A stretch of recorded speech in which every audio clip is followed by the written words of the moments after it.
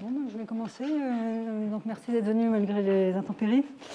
Je vais commencer par par un petit exemple en guise d'introduction qui va montrer l'analogie du sujet des variétés hyperkählériennes avec le sujet des tores complexes ou variétés abéliennes. Et en fait, c'est beaucoup plus qu'une analogie. Kiran Nogradi en a parlé la semaine dernière. Il y a plus que. Il y a vraiment une étroite corrélation entre la théorie des tores complexes et la théorie des variétés hyperkählériennes. Mais là, je vais juste pour commencer vous montrer un petit peu, partir du cas des tores complexes et montrer un certain nombre de points qui vont se généraliser à la théorie des variétés hyperkählériennes. Donc je pars d'un petit énoncé concernant les tores complexes. Bon, alors c'est un théorème qui n'a pas de nom, hein, c'est une sorte de théorème folklore de géométrie algébrique. Soit X, une variété projective lisse sur C. Et je suppose que le fibré tangent Tx, le fibré tangent holomorphe, je reviendrai un petit peu là-dessus, est trivial. Est trivial comme fibré vectoriel holomorphe, donc ça veut dire qu'il a une base de section holomorphe. Comme variété complexe, X est un tore complexe. Un tore complexe, c'est-à-dire, alors là on va lui donner une dimension. Donc un tore complexe de dimension n, donc c'est n quotienté par un gamma qui doit être un réseau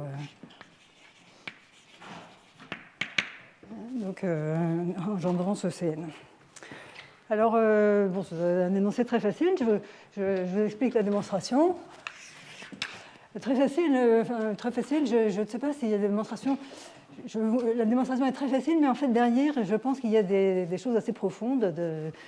Je ne sais pas si on peut faire ça si simplement que ça. Donc, le point crucial, c'est. Bien sûr, le fibré cotangent est aussi trivial. Donc, on a une base, disons, I0 de x, oméga x est de dimension n.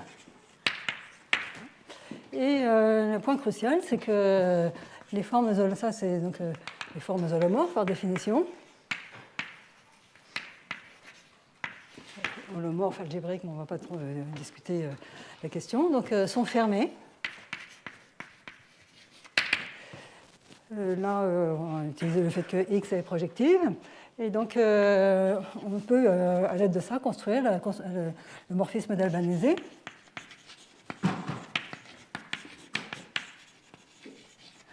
Donc, qui renvoie x.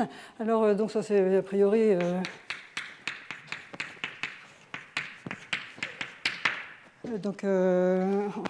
a priori, c'est seulement ensembliste. Bon, là, c'est déjà notre x vu comme variété complexe. Bon, ce que fait ce morphisme, à un point x, il associe la fonctionnelle d'intégration, somme sur gamma x. On s'est donné un point de base dans x. Et le gamma x, donc on a notre 0, et puis le point x, et le gamma x, ça sera un chemin qui va de 0 à x. Et cette fonctionnelle d'intégration, elle agit sur les formes holomorphes.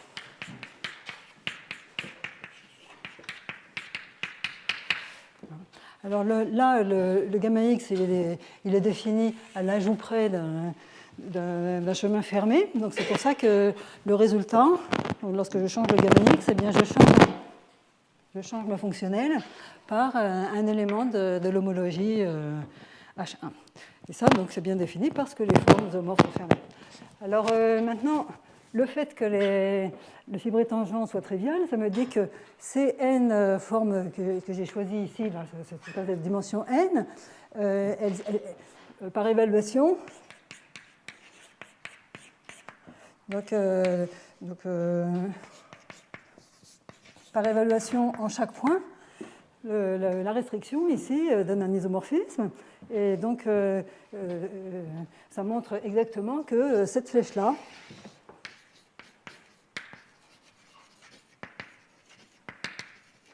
cette application, en fait, est un isomorphisme local, un diffeomorphisme local.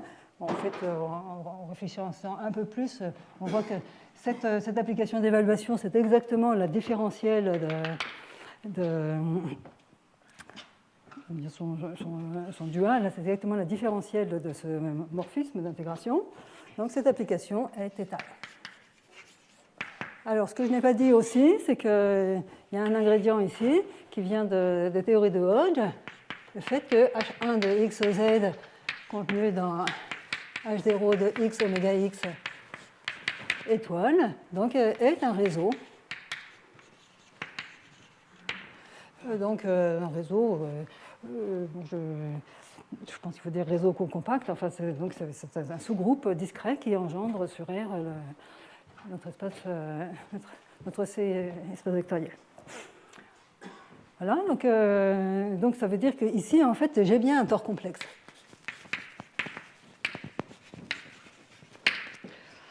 Alors maintenant, donc c'est presque fini. Ce qui se passe, c'est que cette application aussi, par définition, elle induit un isomorphisme de... Bon, là, on pourrait dire que du coup, c'est automatique que X est un tore complexe parce qu'un revêtement étal d'un tore complexe, c'est encore un tore complexe. Mais en fait, ici, c'est vraiment un isomorphisme parce que cette application-là, par construction, elle induit un isomorphisme de H1 de XZ, donc T. C'est pas normal que ça fasse ça. Donc, oui, donc exactement par la construction, cette application induit un isomorphisme de l'homologie entière de X sur l'homologie entière de T. Vous voyez, quand vous avez votre tore qui se présente comme un quotient comme ça, l'homologie H1 du tore, c'est exactement le réseau qu'on utilise pour quotienter. Et du coup, notre application étale, elle est forcément un isomorphisme.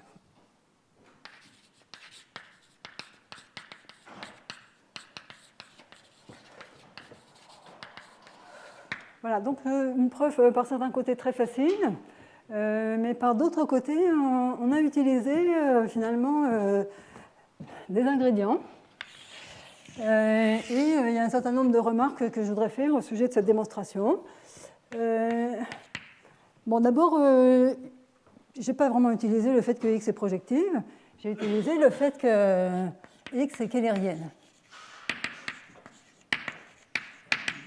Alors, je vais expliquer, ce sera l'objet de cette première leçon, d'expliquer ce que c'est qu'une variété keylérienne, des tenants et aboutissants en géométrie riemannienne. C'est ça que j'ai utilisé. Et où est-ce que je l'ai utilisé? Ici, là, dans cet énoncé, le fait que les formes holomorphes soient fermées, il y a des variétés qu'on appelle...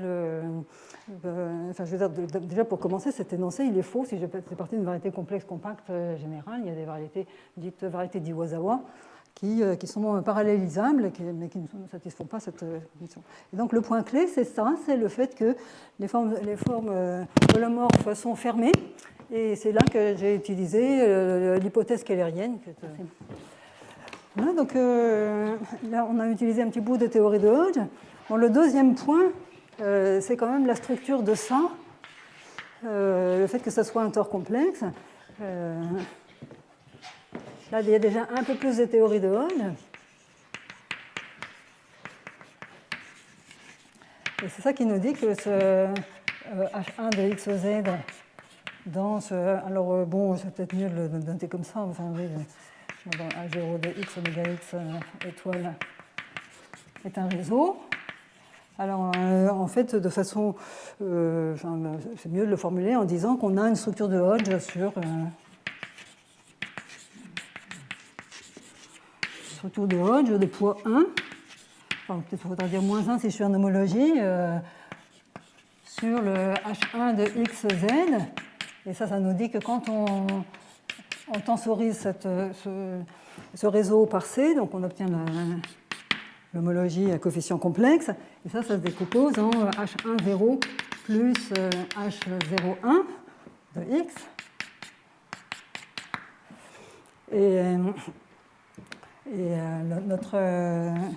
Ça, c'est la décomposition de Hodge duale de ce qu'on a sur la cohomologie. Actuellement, on utilise plutôt la cohomologie. Et cet espace-là, ça sera l'espace H0 de X oméga X dual.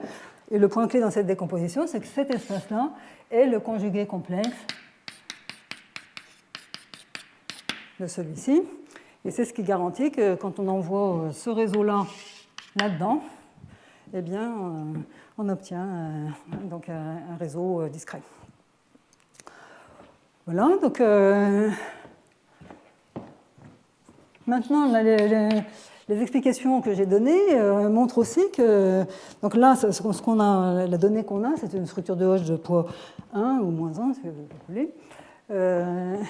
La conclusion de cette démonstration, c'est qu'en fait, X est déterminé par sa structure de Hodge sur le H1. Alors là, c'est plus standard de mettre la cohomologie, mais la structure de Hodge sur de l'homologie H1, c'est la structure de Hodge duale, donc qui est donnée par la décomposition de Hodge. Et de plus, cette structure de Hodge est en fait arbitraire. Alors là, il y a une petite subtilité, elle est arbitraire au sens où chaque fois que je me donne une structure de Hodge, une décomposition de Hodge comme ceci, sur un réseau complexifié, eh bien j'ai un tore complexe associé.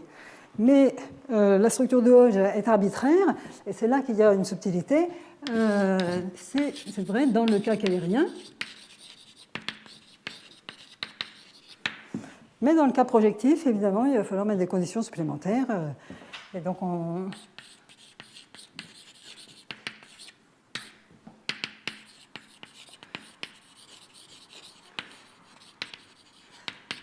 on va voir apparaître les tores complexes projectifs, donc les variétés abéliennes, comme un ensemble dénombrable de sous-variétés dans l'espace de paramètres qui paramètre tous les tores complexes. Là, donc, et la dernière chose que je voulais dire, c'est le point de vue riemannien, qui est que X admet une métrique hermitienne plate. Et voilà, ça résulte de cette présentation. Si je mets une métrique hermitienne sur ce CN, au sens usuel, elle va être invariante par translation et donc elle va descendre et elle va me fournir une métrique hermitienne sur l'espace tangent à chaque point de mon tore complexe. Et cette métrique est clairement plate. Alors, donc pour une manière de présenter les variétés hyperkeylériennes, c'est de dire que finalement, chacun de ces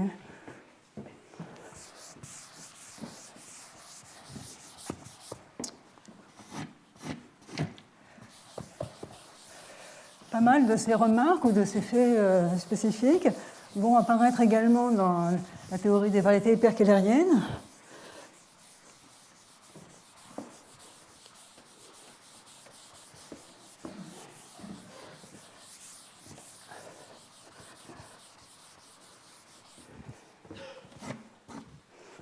Donc,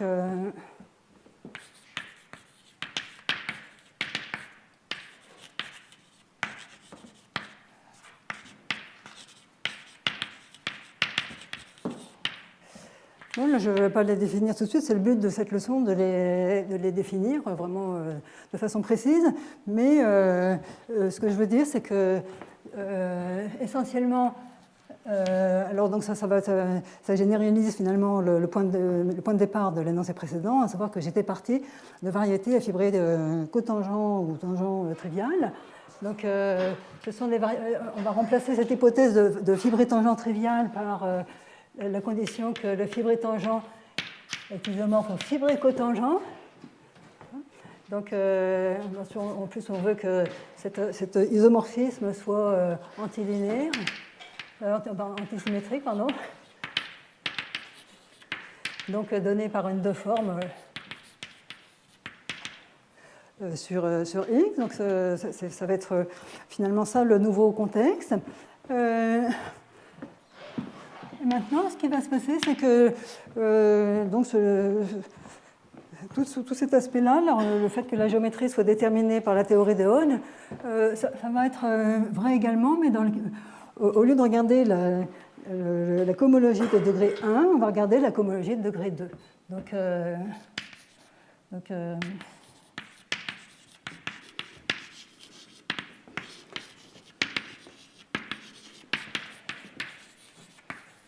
maintenant, c'est la cohomologie de degré 2 qui va être importante.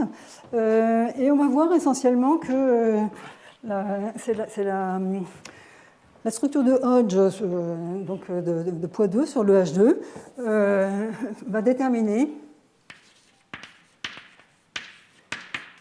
X et peut être choisie presque arbitrairement.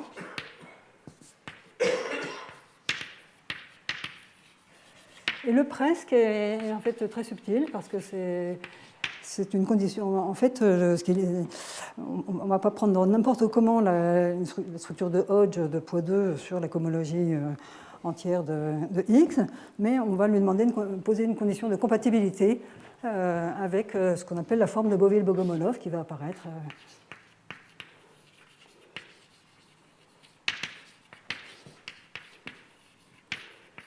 Donc, il y a cette condition de compatibilité qu'il ne faut pas confondre avec la condition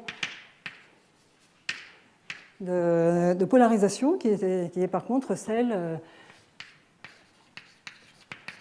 qui va intervenir si on veut que la variété soit projective.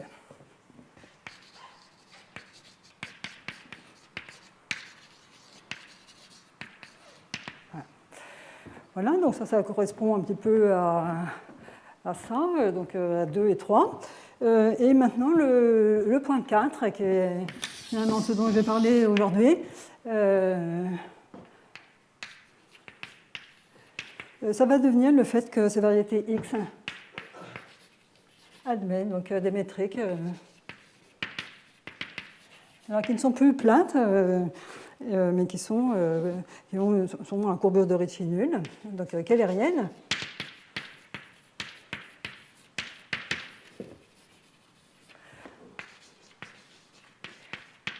Courbure de Ricci nulle, et encore une fois, ça c'est pas tout à fait suffisant pour caractériser les variétés hyperkeylériennes. L'holonomie est restreinte.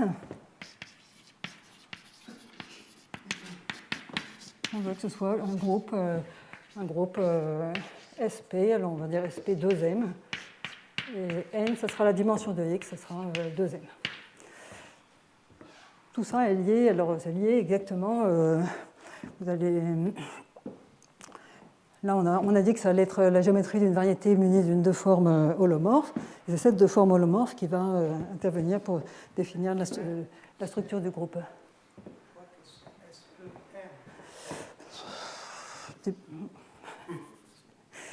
Je reviendrai là-dessus, là c'est juste à titre introductif.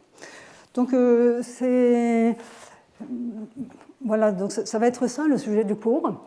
Je voulais simplement expliquer comment finalement on peut voir, pour situer ces variétés, on peut les voir comme des analogues des variétés abéliennes, mais avec de la courbure. Donc ce sont des objets beaucoup plus, je dirais, plus exotiques géométriquement. Là, j'ai insisté sur les analogies. Il y a aussi des différences. Par exemple, une différence très importante, c'est que dans le cas des tores complexes, ce qu'on a vu, c'est qu'il y a un seul modèle topologique pour chaque dimension de la donnée. Et dans le cas des variétés hyperkeylériennes, on sait qu'il y a déjà plusieurs modèles topologiques. Alors on ne sait pas combien il y en a, c'est mal compris, mal classifié, mais il y a déjà cette différence fondamentale. Et l'autre différence, bien sûr, c'est vraiment du point de vue riemanien.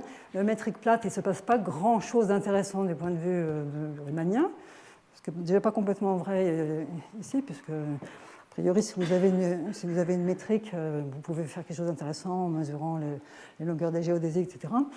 Mais bon, c'est quand même pas passionnant, tandis que là, on a des métriques avec de la courbure, donc Et c'est déjà plus... Bon, enfin, au niveau de la géométrie riemannienne, c'est déjà plus substantiel. Voilà, donc c'est le sujet du cours. Et maintenant, donc je vais attaquer les choses par le début. Et le but aujourd'hui est de montrer d'où sortent... enfin, comment ces variétés, finalement... comment l'existence de ces variétés... disons, a été découverte grâce aux travaux de Yao. Et si j'ai le temps, ce qui suppose que j'aille très très vite, je veux essayer de montrer un aspect qui sera peut-être le seul que je garderai par la suite de cette leçon, parce que là c'est vraiment le point de vue riemannien dont je veux parler, et or par la suite ce sera plutôt de géométrie complexe. Un point vraiment très important, c'est les constructions des droites de Twister, dont on va parler avec Eran Ogradi également. Ces droites de Twister, c'est vraiment une construction riemannienne. Donc c'est pour ça qu'on ne peut pas simplement faire l'économie de tout le blabla riemanien dont on ne va pas vraiment se servir nous-mêmes. Mais ces droites de Twister, elles vont vraiment servir pour faire la théorie des déformations et l'étude des périodes de ces variétés. Et donc,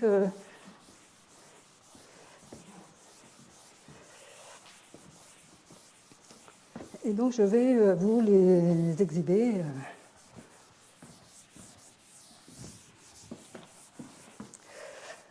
Voilà, bon, donc c'était l'introduction générale. Et maintenant, on reprend les choses par le début. Donc, bon, alors là, on est vraiment encore dans l'introduction. Donc, puisque une variété complexe,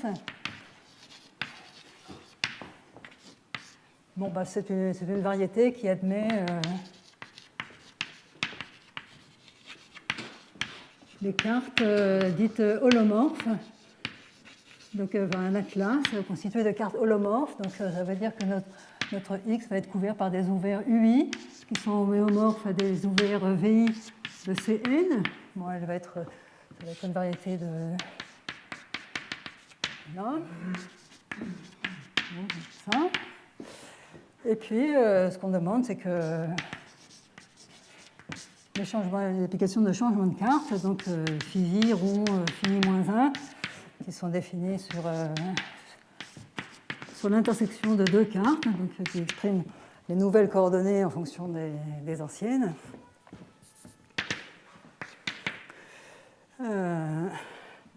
Donc c'est la valeur dans Cn. Hein. On demande que ça soit... bon, ça c'est un ouvert de notre VI, comme ça. Et on demande que ces applications soient holomorphes. Alors, le point de vue de la géométrie différentielle sur les structures complexes, il consiste à considérer la structure presque complexe associée.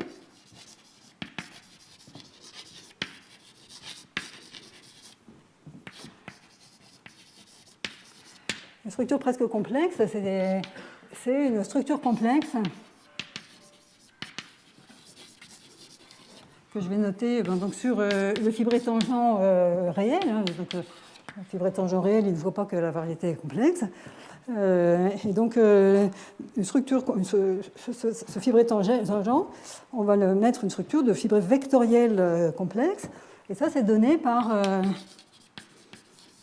bon, ben, on veut connaître l'action de Hill, la multiplication par les scalaires, et donc les déterminer par l'opérateur par I, qu'on appelle l'opérateur de structure presque complexe, qui satisfait I2 égale moins une entité. Là, donc c'est ça qui va, alors ce I, ça va jouer le rôle de la... Ah oui, alors j'ai décidé de noter comme ça le I des nombres complexes, parce qu'il y a partout des I dans mes indices, et donc quand il y a un point, c'est un indice, et quand il n'y a pas de point, c'est racine de moins 1. Bon. Et donc...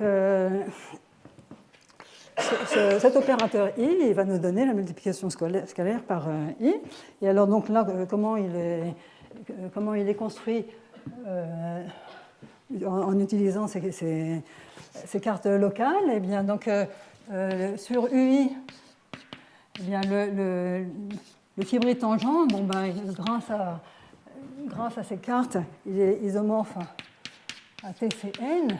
Bon, donc c'est la même chose que TVI, c'est TCN. Et donc, on va dire c'est naturellement CN. Et là-dessus, eh bien, on a la multiplication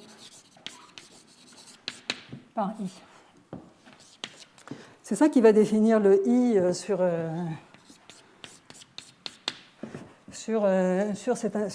l'ouvert de coordonnées UI. Et ensuite, les recollements donc, sur l'intersection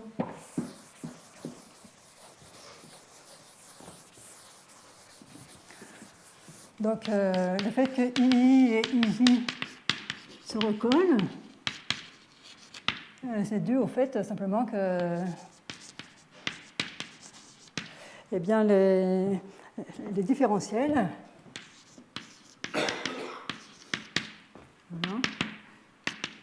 voilà, qui permettent de comparer les fibrés tangents dans la carte phi et dans la carte phi j, eh bien, sont si linéaires.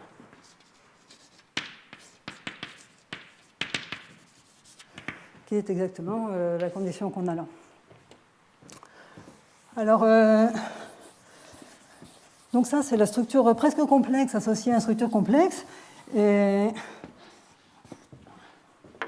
en fait, donc si on veut inversement déterminer une structure complexe en partant d'une structure presque complexe, ça n'est pas toujours possible. Il y a une condition d'intégrabilité.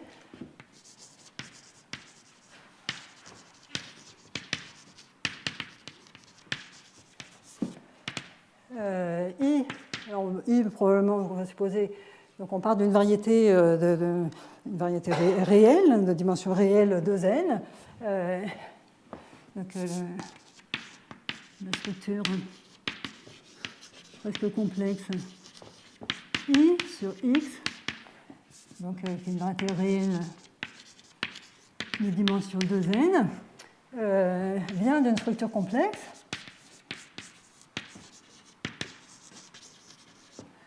C'est seulement si. Donc, c'est la condition d'intégrabilité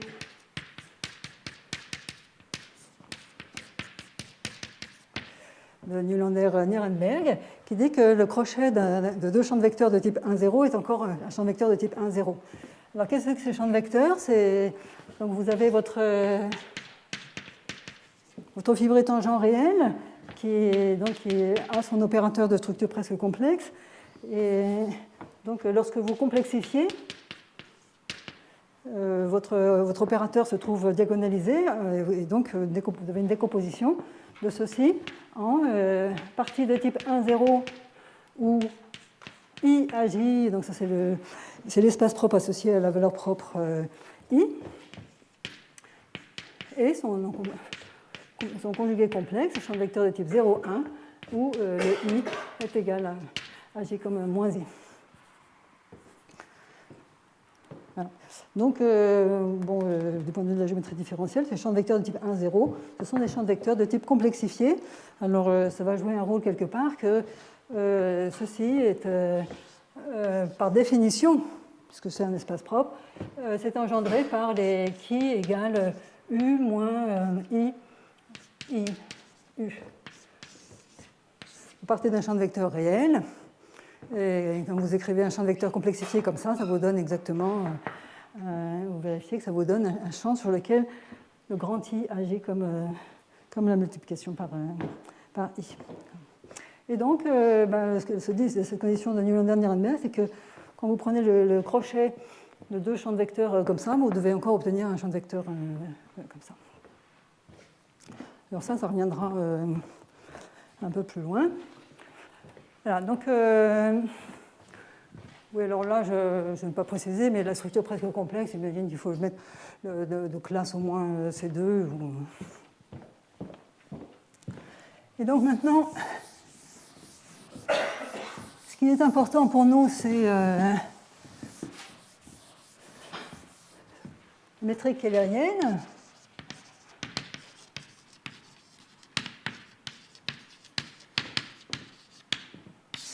Bon, donc je pars de ma variété X qui est une variété complexe. Et donc son fibré tangent à une structure de fibré vectorielle complexe.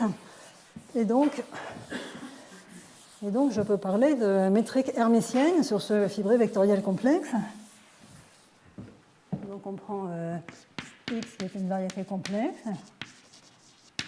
Et on prend H qui sera une métrique hermitienne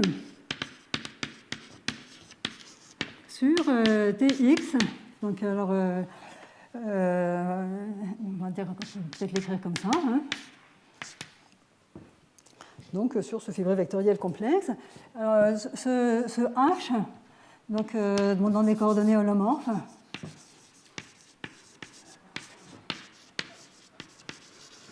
donc local. Notre H va s'écrire donc sigma de HIJ, alors parfois on met J bar, des ZI,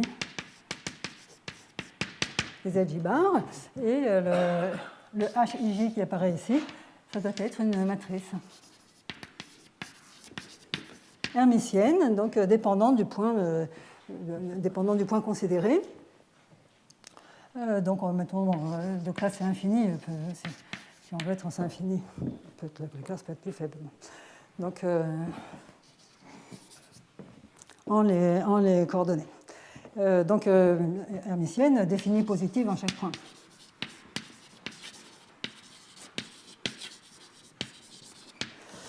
Et donc, alors maintenant,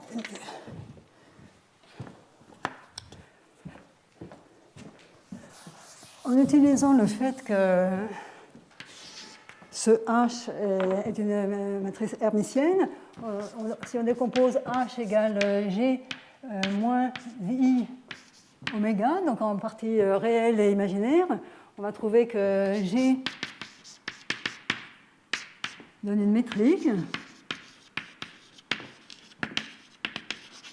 au sens usuel sur notre X, et oméga est une deux-forme. Deux formes sur X, alors ce oméga, on aime bien avoir sa forme explicite, ça va être I sur 2 sigma alors oui, je dis H et J, ça serait peut-être mieux, enfin, c'est pas tellement important. Donc, bon, la raison pour laquelle c'est une deux-forme, c'est alternée, c'est le fait que H étant hermitienne, donc on a H de VU égale H de UV bar, ce qui dit exactement que la partie imaginaire est alternée en U et V. Là, mais quand on a cette forme-là, on voit un peu plus, donc à savoir que ce oméga est une forme réelle, bon, par définition, hein, parce que c'est la partie imaginaire de notre H, mais aussi de type 1,1. De type 1,1, ça veut dire que dans l'expression en termes de forme, normalement je vais avoir n'importe quoi de degré 2, les DZI et des ZJ bar, et là je n'obtiens que des monômes où il y a un DZI et un des ZJ bar. Alors, pour l'instant, j'ai juste défini une métrique hermitienne. Ce oméga, c'est ce qu'on appelle la forme de Keller de cette métrique. Et la définition, c'est que la métrique est hermitienne, est kellerienne, si la forme oméga est fermée.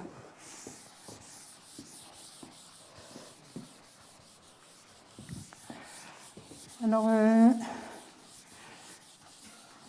cette définition est très importante, bien sûr, sur le plan sur le plan cohomologique. Et en fait, justement, on va parler un petit peu ensuite de l'interprétation de ces formes, de la classe de cette forme, en particulier dans le cas où cette forme oméga vient est la forme de Chern infibrée en droite. Donc, sur le plan cohomologique, c'est une notion très intéressante. Mais en fait, du point de vue riemannien, cette condition peut paraître très artificielle. Et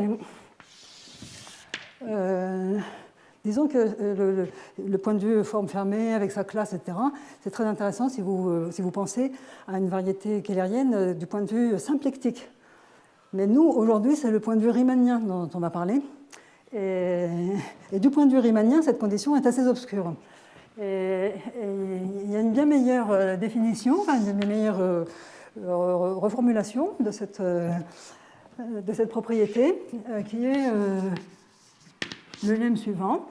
La métrique keylérienne, si et seulement si,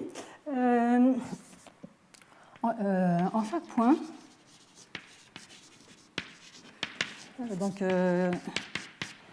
il existe des coordonnées holomorphes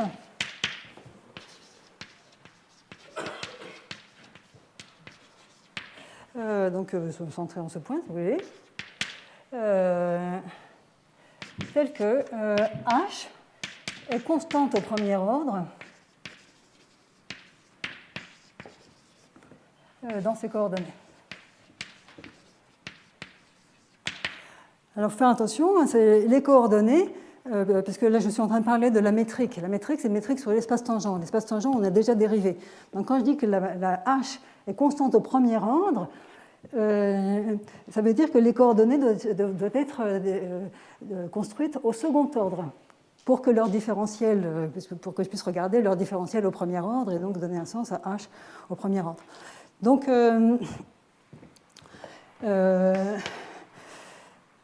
j'aime beaucoup cet énoncé, dont découle finalement pratiquement tout ce que vous voulez en géométrie keylérienne.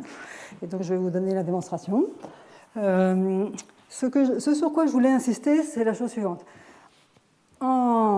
Quel est le sens de cet énoncé? En géométrie riemannienne, il n'y a pas d'invariant du premier ordre de la métrique, c'est bien connu. C'est parce que si vous avez simplement une variété avec une métrique G, eh bien, il y a toujours des coordonnées sur la variété, telles qu'au premier ordre, la métrique est constante et ces coordonnées, bon, par exemple, si on veut faire lourd, ces coordonnées sont données par l'application exponentielle. Donc, ça nous dit qu'il n'y a pas d'invariant du premier ordre en géométrie riemannienne, et on le sait bien, les invariants intéressants sont les invariants du deuxième ordre contenus dans la courbure. Mais là, ce qui se passe de spécial, c'est que je suis en train de dire la même chose pour une métrique hermitienne en présence d'une structure complexe.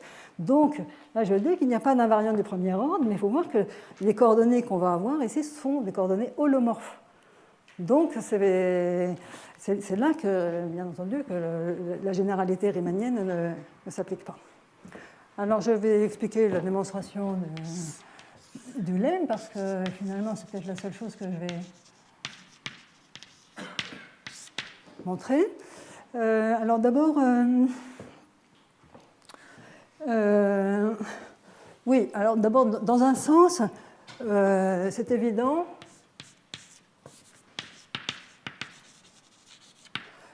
Parce que si H égale constante au premier ordre, donc ce que j'appelle H, c'est cette matrice HIJ, eh bien, oméga est égal à constante au premier ordre. Alors, mettons en premier ordre au point X. Là, oméga est aussi constante au premier ordre en X. Et ça me dit que d oméga égale 0 au point X. Et donc partout, quoi. Donc ça, c'est la partie facile. Alors maintenant, dans l'autre sens, on a notre condition que d oméga égale 0 et on veut construire ces coordonnées. Alors donc on choisit d'abord Bon, alors les coordonnées ZI, on va les choisir centrées en X. Et puis, certainement, à l'ordre 0,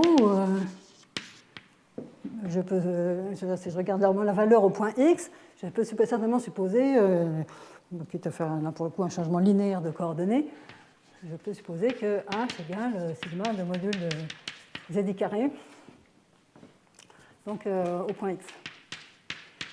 Voilà. Mais maintenant, donc, regardons ce qui se passe à l'ordre 1, ça va consister à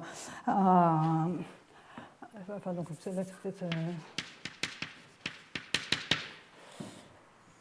donc maintenant, ça me dit que donc, au point x, la matrice de ma métrique hermitienne est choisie, la matrice diagonale. Bon. Alors maintenant, donc, on va développer donc, H. Notre H ici, c'est une matrice hermitienne qui dépend du point x, et on va la développer au premier ordre. Sigma de H ij. Bon, je pense un peu idiot d'avoir mis H. Je vais en mettre tout de suite oméga, parce que c'est plutôt vraiment penser aux coordonnées pour aux données pour la forme. Donc oméga IJL, ZL. Donc là,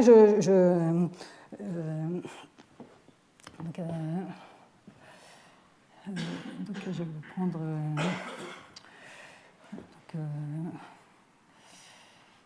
Donc ça, c'est le terme d'ordre 1. Donc on dirait sigma de dzi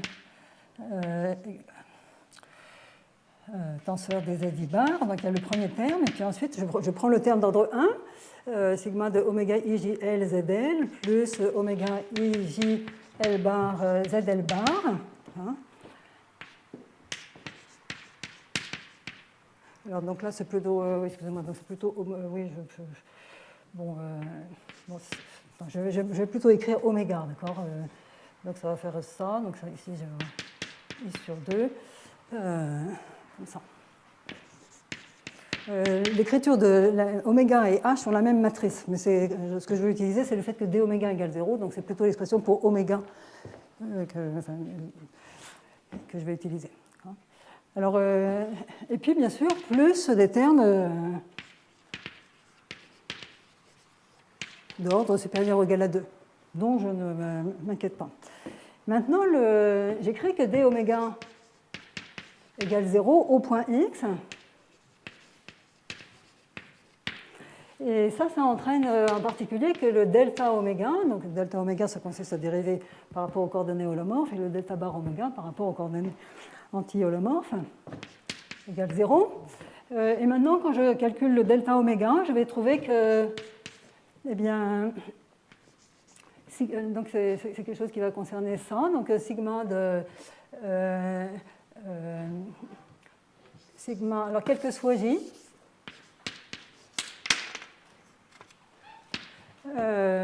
sigma, alors le j est fixé parce que ici je m'intéresse au delta oméga, donc je dérive uniquement par rapport aux coordonnées holomorphes. Ça va faire apparaître un wedge dZl ici, et ça ne va rien changer ici. Donc je vais décomposer en fixant l'indice j et en regardant ce qui se passe ici. Donc quel que soit j fixé, je trouve que sigma de oméga ijl zl, donc que je ne dise pas de bêtises, donc c'est sigma sur il, oméga ijl zl, dz est fermé.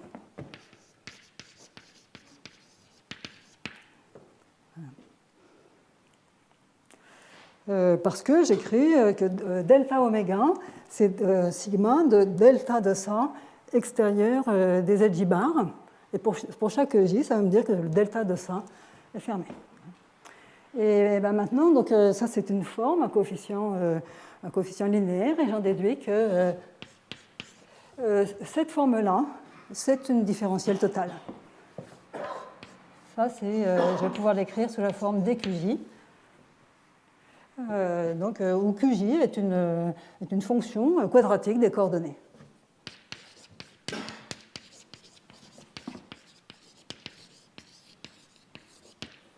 Les coordonnées zi.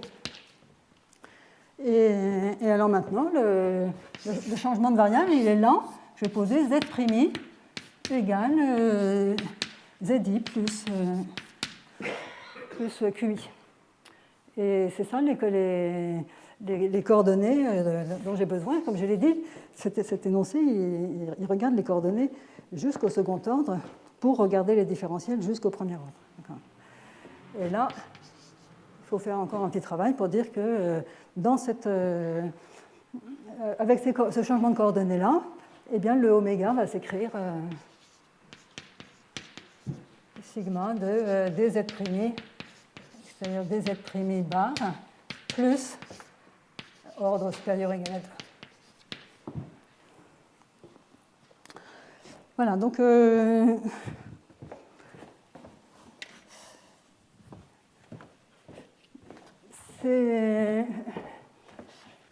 c'est ce lemme qu'on va utiliser maintenant et qui a plein de conséquences.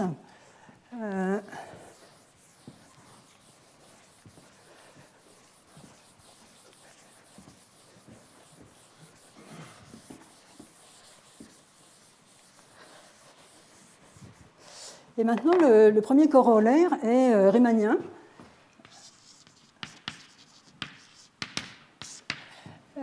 Corollaire, la métrique H sur X est keylérienne. Si et seulement si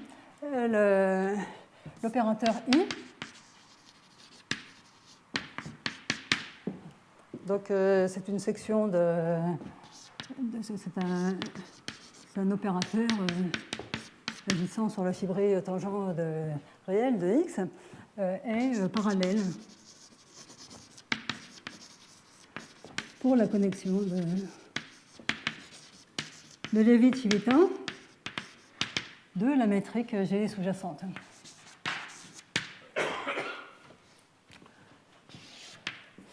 Alors, donc, démonstration.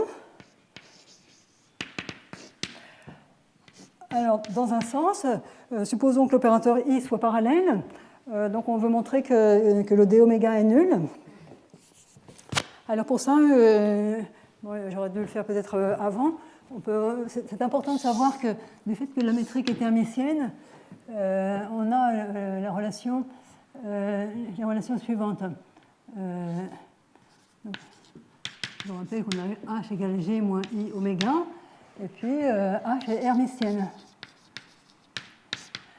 Hermitienne, ça veut dire du point de vue de la structure presque complexe, ça nous dit plusieurs choses. Ça nous dit que H de IU IV égale H de UV.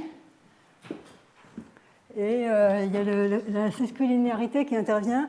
H de IU V égale I H de UV, etc. etc.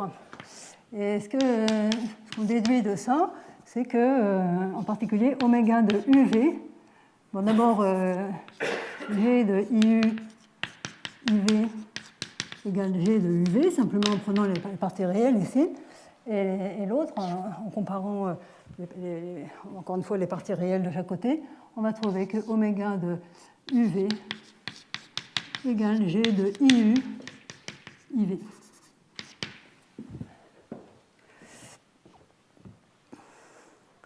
Est-ce que c'est vraiment ça? Je pense que c'est... Oui.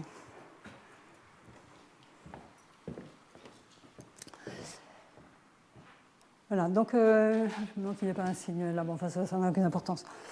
Bon, en tout cas, maintenant, l'implication du coup est très facile parce que maintenant, donc, supposons que I soit parallèle, donc ça veut dire que là, c'est annulé par la connexion de Levi-Civita-Nabla-G.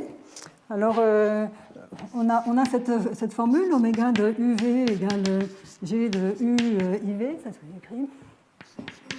En fait, je crois que habituellement, c'est plutôt comme ça qu'on écrit les choses. Enfin, donc, du coup, il doit y avoir un signe qui n'est pas le même. Donc, on a cette formule, mais on sait que G est parallèle. Et du coup, comme G est parallèle et I est parallèle, on déduit que oméga est parallèle. Et maintenant, c'est une forme différentielle. Et pour une forme différentielle, être parallèle, ça entraîne être fermé. Ça, c'est parce que la connexion de Levi-Civita est sans torsion. Et pour une connexion sans torsion, vous récupérez la différentielle extérieure des formes comme une partie de leur différentiel total de Levi-Civita. Et donc, du coup, vous avez l'implication dans un sens. Alors maintenant, donc, dans l'autre sens, donc on suppose que la métrique est keylérienne et on veut montrer ça. Et c'est là qu'on utilise ces coordonnées.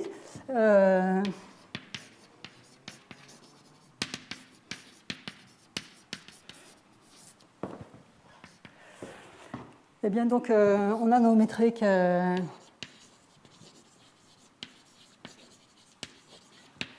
Donc, en chaque point, on a nos coordonnées, donc, qui sont, comme je l'ai expliqué, des coordonnées du second ordre, en fait, dans lesquelles eh bien, h égale constante au premier ordre. Mais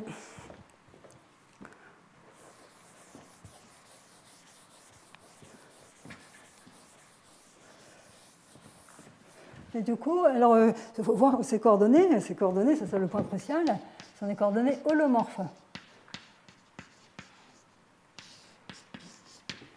Et finalement, qu'est-ce que c'est que des coordonnées holomorphes? Ça nous dit exactement que l'opérateur I est constant. Enfin, c'est l'opérateur I dans ces coordonnées-là. Et d'autre part, le fait que H est constante au premier ordre, ça me dit que G est constante au premier ordre. Et ça me dit que les symboles de Christoffel sont tous triviaux. Les symboles de Christoffel, ce sont ceux qui font intervenir les dérivés de la matrice de la métrique. Et c'est ça qui permet de calculer la connexion de Levi-Civita. Donc les symboles de Christoffel sont nuls. Et ça me dit que, alors bien sûr, nul au point X pour ces coordonnées-là. Et ça me dit que le Nabla-G eh bien, est égal à D. Alors là, je ne sais pas si on est pour le premier ordre. Enfin, donc, on va dire au point X. Et donc là, le D, c'est vraiment la dérivée usuelle pour les coordonnées qu'on s'est choisies. Donc ça me dit que si je choisis un objet du premier ordre, un tenseur du premier ordre dans ses coordonnées, eh bien son ablagé il sera calculé en dérivant par rapport à ces coordonnées. Et donc, oui, et bien donc, du coup, évidemment, puisque I c'est l'opérateur constant de multiplication par I, puisqu'on a des coordonnées holomorphes. Et donc, et que Nabla-G, c'est juste la différenciation. Là, donc, alors ça, c'est très important, mais il y a une version encore plus belle, encore plus purement riemannienne, qui est le... Donc, je vais supprimer ça.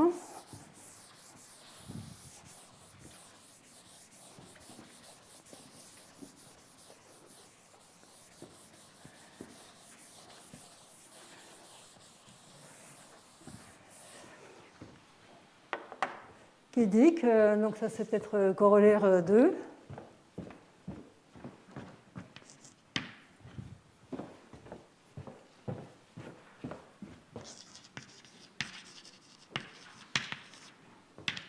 Eh bien, les métriques keylériennes sont exactement... les métriques keylériennes en général, on va dire sur n'importe quelle variété X de dimension paire, sont exactement les métriques dont l'holonomie est contenue dans, donc sur une variété x de dimension réelle 2n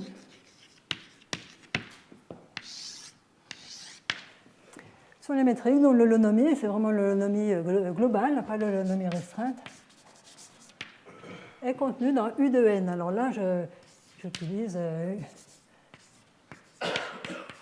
U de n contenu dans O de 2n. Vous imaginez Cn muni de sa métrique hermitienne standard égale R de n standard avec la métrique euclidienne standard. Et donc le groupe des automorphismes C linéaires préservant la métrique va donner groupe des automorphismes orthogonaux, où vous oubliez la structure complexe. Alors donc il y a une petite chose à dire. Donc c'est presque contenu dans le corollaire 1.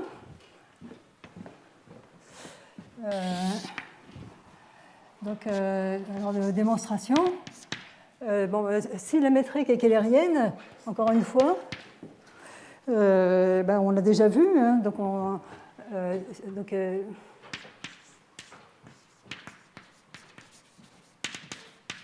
si H est keylérienne, eh bien l'opérateur I est parallèle. Hein. Et dire qu'il est parallèle, ça veut dire qu'il est préservé par l'holonomie, et donc le groupe de l'holonomie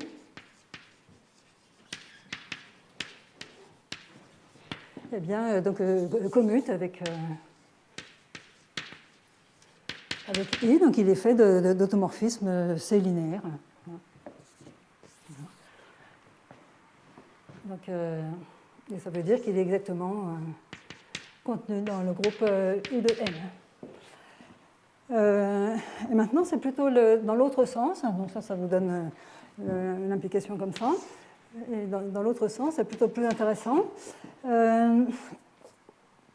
Maintenant, ce qui se passe, c'est que, a priori, le point dans cet énoncé, c'est qu'on n'a pas supposé qu'il y ait une structure complexe intégrable. Donc on va partir d'un I. Donc on va partir donc on va supposer que I est parallèle. Pardon. On va supposer que U de n, donc, que l'holonomie était contenue dans U de n. Ça nous dit exactement qu'il existe I, donc qui est parallèle, pour lequel la métrique est hermitienne.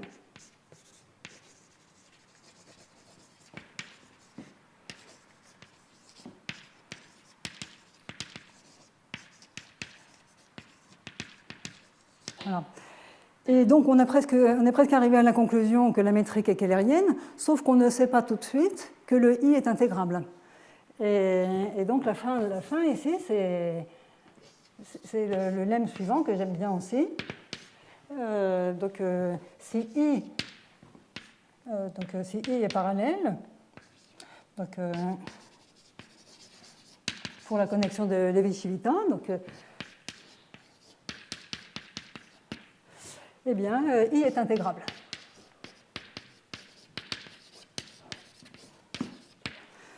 Et une fois qu'on est arrivé à ça, eh bien, on a une structure complexe intégrable plus une métrique hermitienne pour laquelle le I est parallèle, et donc on applique le corollaire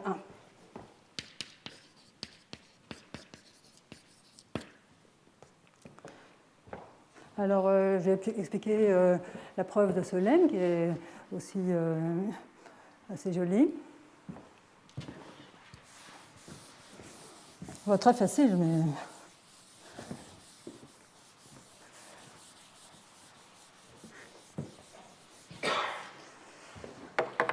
Donc je veux montrer que I parallèle entraîne I intégrable. Et c'est pour ça que j'ai rappelé explicitement cette condition d'intégrabilité de Nylander-Nirenberg. Donc on veut montrer que que le crochet de deux champs de vecteurs de type 1, 0 et de type 1, 0. Donc,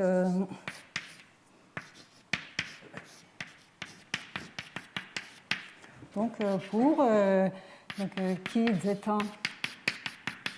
Alors bon, là c'est vraiment très mal écrit, hein, c'est des champs de vecteurs, hein, donc c'est des sections. Hein. C'est local, mais c'est quand même prendre des sections. Alors donc, je rappelle qu'être un champ de vecteurs de type 1, 0 pour la structure presque complexe donnée, ça veut dire être exactement de la forme champ de vecteurs réel moins i appliqué à ce champ de vecteurs réel. Et pareil, le zeta va s'écrire v moins i v. Et je veux montrer que quand je prends le crochet de ces deux choses-là, je vais encore être de cette même forme. Alors,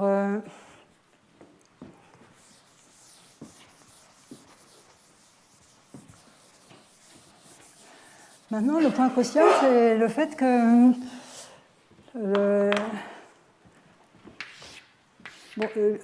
la condition que nabla g i égale 0, il ne faut pas oublier que ce i, c'est un endomorphisme. Donc, qu'est-ce que ça veut dire que le nabla g appliqué à i, ça nous dit que nabla g de i u, ça c'est un champ de vecteur, donc on applique nabla g, donc ça donne une informe, un tenseur, un champ de vecteur coefficient informe, si vous voulez. Ça c'est la même chose que i. On va avoir une série d'égalités comme ça. Ou encore, si vous voulez, que le nabla g, c'est linéaire pour la structure presque complexe. Mais ce qui est important, c'est que nabla g est sans torsion. C'est une connexion sans torsion. Et ça nous dit que le crochet de deux champs de vecteurs, vous pouvez le récupérer à l'aide de la connexion de Levi-Civita. Comme ça.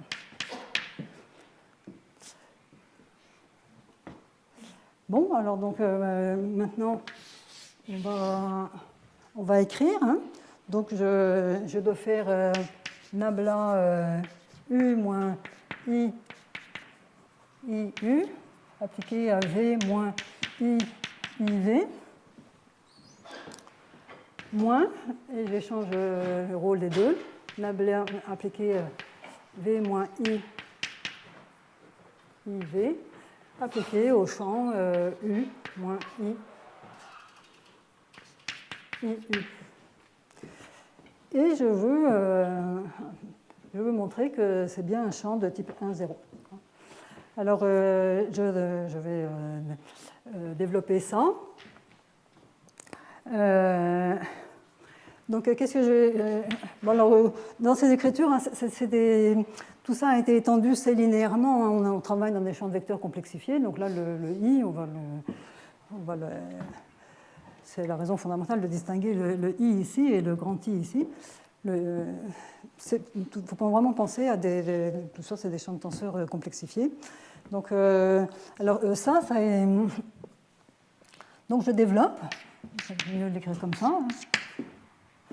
Donc on trouve nabla uv moins nabla vu, premier terme. Ensuite, on va voir apparaître des choses croisées comme ça. Donc ça va faire moins i nabla u iv. Et puis on va avoir la même chose avec v à la place de u, nabla v iu. Alors là, c'était obtenu en faisant ça. Donc maintenant, ensuite, je vais avoir ça. Donc ça va faire moins nabla, la moins i, pareil, nabla iu de v, moins, alors la même chose où j'échange nabla iv u. Et puis le dernier, donc c'est ce terme-là, donc c'est plus les termes carrés. Donc maintenant il y a un i par i, donc ça va faire encore un signe moins nabla iu IV. Et puis, pareil, moins nabla IV IU. Et alors, donc, maintenant, il va savoir pourquoi ce machin-là est de type 1, 0. Eh bien, là, par exemple, j'applique cette règle que j'ai écrite ici.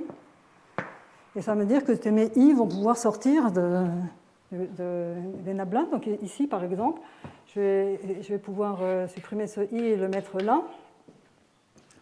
Et du coup, là, je vois apparaître un champ de type 1, 0. Alors ensuite, par exemple, de façon semblable, ici, quand je fais sortir le I ici, je vais voir apparaître encore un champ de type 1, 0. Alors après, ça se complique un petit peu ici, mais pas tant que ça, parce que là, c'est pareil, là, le I, je vais pouvoir le sortir là. Et ça va me donner encore un champ de vecteur de type 1, 0. Et ainsi de suite. Voilà. Donc c'est purement... bon, après, il faut peut-être faire ça un peu plus proprement, mais il n'y a rien de caché. C'est comme ça. Voilà. Voilà, donc voilà, on est arrivé à une conclusion qui est assez belle, qui est ça, cette caractérisation des métriques riemanniennes purement en termes d'holonomie. Je vais peut-être faire une pause de 5 minutes là, avant d'attaquer la seconde partie pour aujourd'hui. Bon, donc maintenant, il s'agit d'expliquer l'équation de Monge-Ampère, la notion de métrique de Keller-Einstein et donc de dégager la classe des variétés fibrées canoniques triviales et ses propriétés. Donc maintenant, ce qui est important, c'est la connexion de Chern. Donc si on a un fibré vectoriel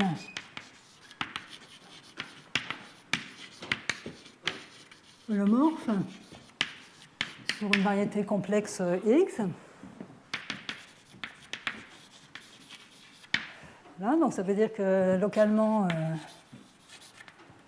donc sur des ouverts petits de X, ce qu'on appelle des ouverts de trivialisation holomorphe,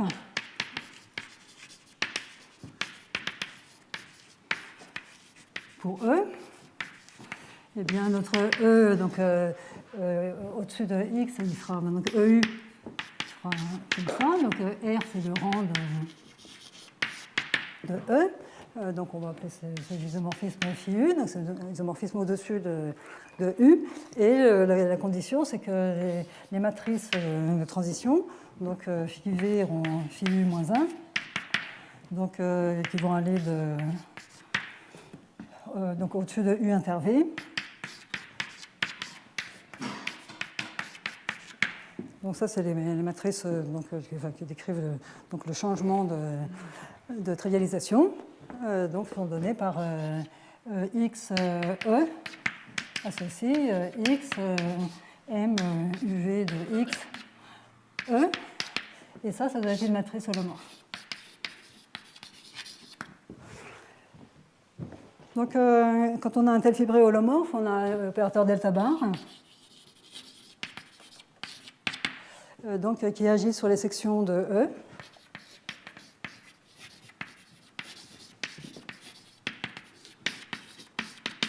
Voilà, donc qui envoie dans les sections C infini ou le faisceau des sections C infini dans A01, comme ça, de E. Donc, c'est les zéros informes à coefficient dans E. Les zéros informes, c'est les formes qui sont dans des coordonnées locales qui sont de cette allure-là, donc c'est antilinéaire. Et cet opérateur delta bar, il est simplement défini donc, dans chaque trivialisation holomorphe.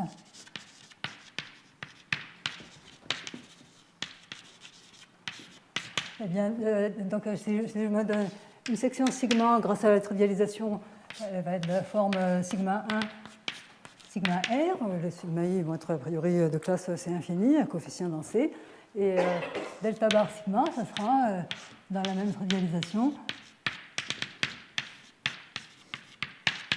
ça sera la 0,1 forme qui est comme ça. Donc l'opérateur delta bar, c'est juste dans des trivialisations holomorphes de différencier, d'appliquer l'opérateur delta bar sur les fonctions holomorphes. Et la raison pour laquelle ça se recolle, c'est-à-dire ne dépend pas du choix des trivialisations, eh bien, justement, comme les MUV sont holomorphes, eh bien, je trouve que, plus la règle de Leibniz, je trouve que delta bar de MUV sigma, c'est MUV delta bar sigma.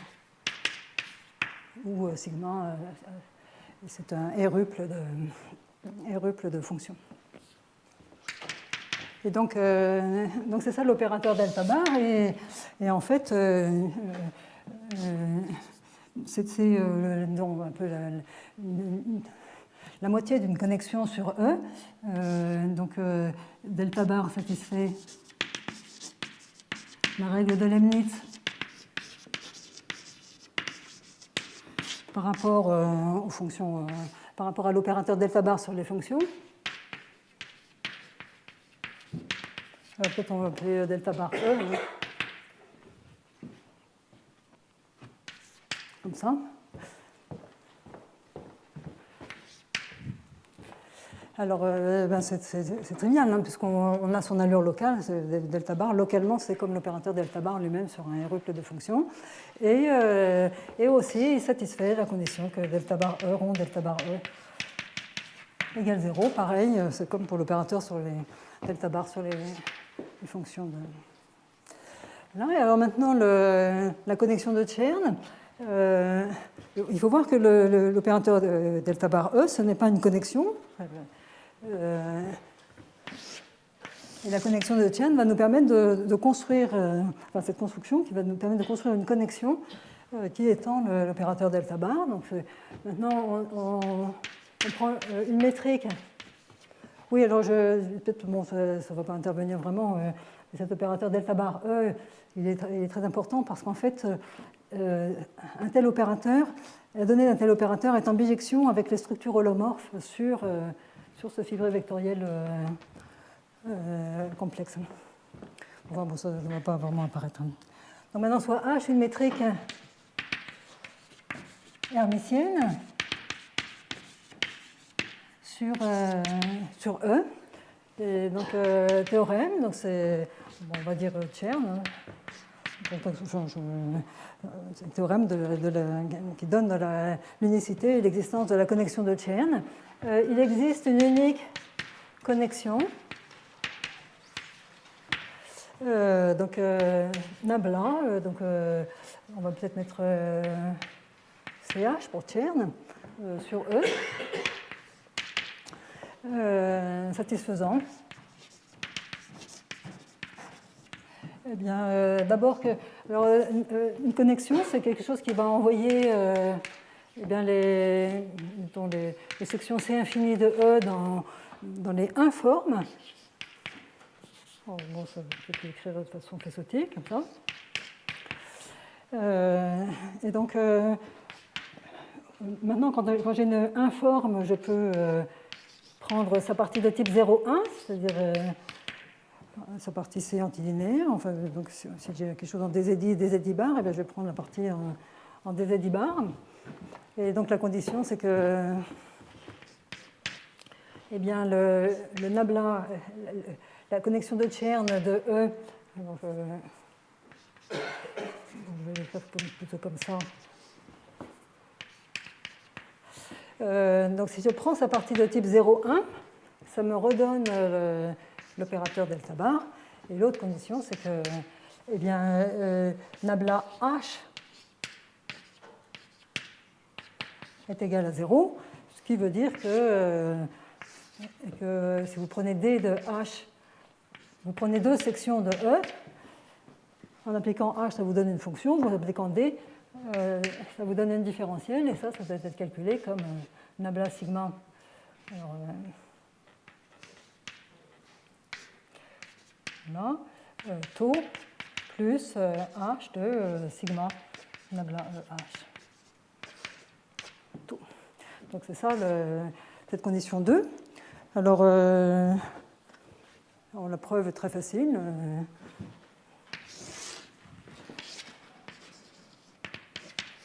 Eh bien, on applique. Donc on a cette condition qui est ici. Et donc, au lieu de prendre toute la différentielle totale, on va prendre uniquement la partie de type 1, 0. Et ça va nous donner la condition suivante. Delta de H de sigma tau égale. Alors donc, on va prendre les parties de type 1, 0 ici et ici. Et ça va donner H. Alors, il faut voir que la condition 1 me dit que nabla E A, ça va être un terme qui va être comme ça et qu'on veut calculer. Et puis, la partie de type 0,1, ça sera ça. Donc, a priori, c'est ça qu'on cherche. Voilà.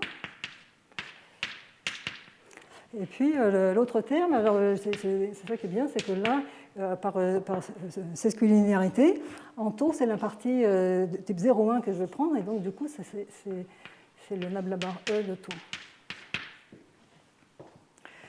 Et donc c'est ça la condition qu'on veut réaliser. Ça, on le connaît déjà, et du coup, le nabla 1, 0, il est entièrement déterminé par ces conditions. Donc, ça,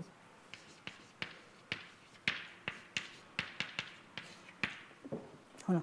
Donc c'est la fin de la démonstration. Alors, dans une base holomorphe, donc si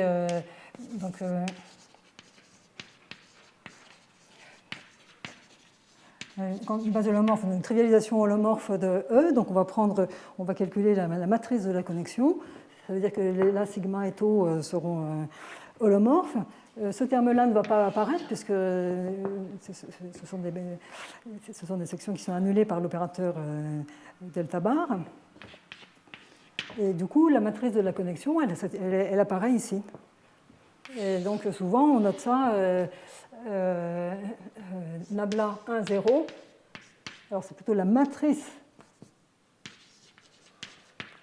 de la connexion. Hein. Donc, vous prenez une base, vous appliquez le nabla et puis vous l'écrivez comme une matrice à coefficients qui ont pour coefficient des informes. Eh bien, on l'écrit souvent comme ça, H-1 delta H. Alors, on va dire, je ne sais pas trop s'il faut mettre le H-1 à droite ou à gauche, mais bon, c'est pas très important. Voilà, donc c'est exactement le sens de cette égalité. Ici, vous aurez la matrice de H. Ici, les dérivés des coefficients de la matrice de H. Voilà, donc c'est tout ce que je voulais dire pour ça. Alors peut-être une petite remarque.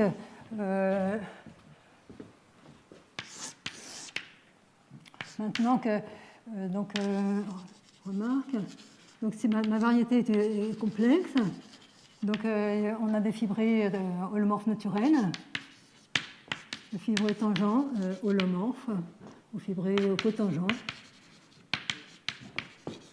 Celui-ci il est engendré dans des coordonnées locales par les dzédi. Et là, on a la base duale delta sur delta zédi. Ça va donner les trivialisations locales dans des systèmes de coordonnées holomorphes. Donc oméga x. Alors je ne mets pas le R ou le C pour indiquer que c'est le fibré cotangent holomorphe. Et puis on a les puissances. Voilà. Et en particulier le fibré canonique, qui est la puissance extérieure maximale. Et là, ce sont tous donc, des fibrés vectoriels holomorphes. Et donc,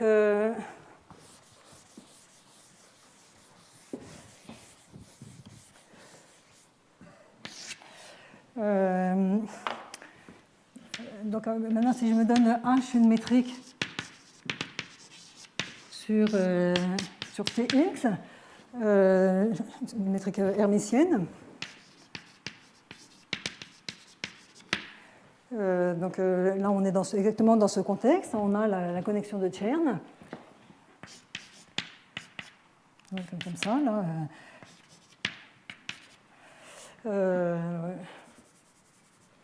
Et puis par ailleurs, donc, on peut faire tout le travail le riemanien, donc la connexion de Lévy-Civita associée à la partie réelle de la métrique. Et en fait, ce que j'ai fait avant,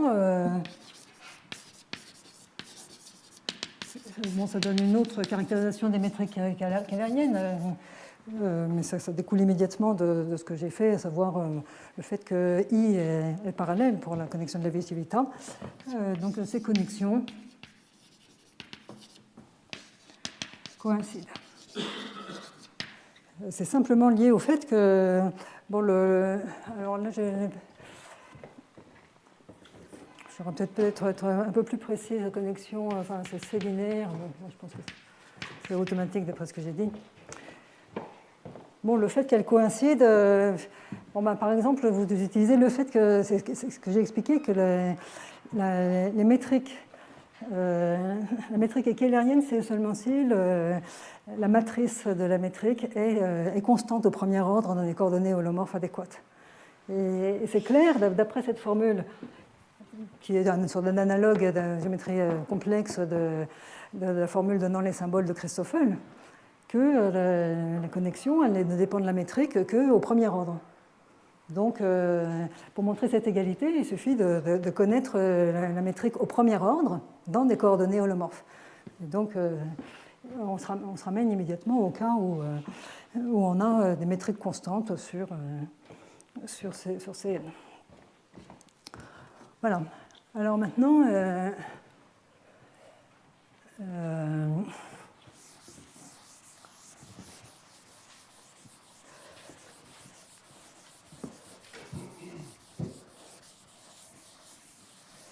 donc un cas important, c'est celui des fibrés en droite. Bon, il n'y a rien à en dire, sauf que dans ce cas-là, R égale 1.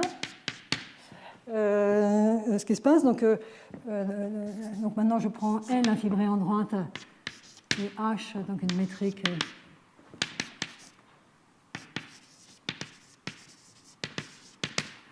H métrique, hermitienne, sur L. Donc cette H, elle est entièrement déterminée localement par une fonction H de sigma pour sigma, section holomorphe.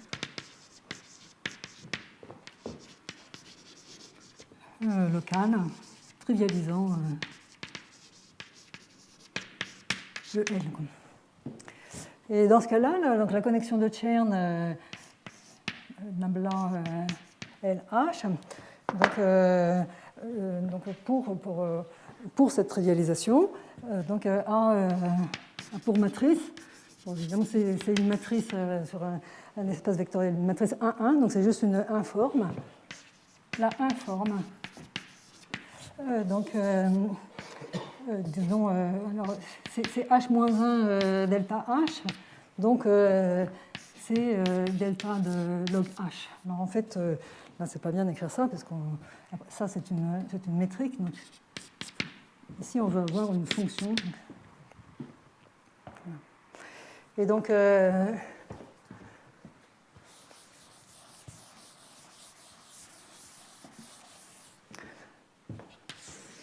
donc maintenant, la courbure de cette connexion, donc c'est la deux formes qui consiste à faire, vous itérez la connexion, et miraculeusement, vous l'itérez en appliquant la règle de Leibniz, et miraculeusement, ça donne vraiment une deux formes et non pas un opérateur différentiel. Donc, mais ça, c'est très facile de voir que quand vous calculez cette courbure, c'est juste localement eh bien, d'appliquer D à la matrice D de...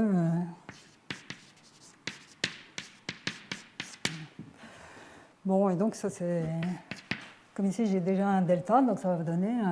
donc on va l'écrire plutôt comme ça, moins delta bar log H de sigma. Et alors, ce qu'on appelle la forme de Chern,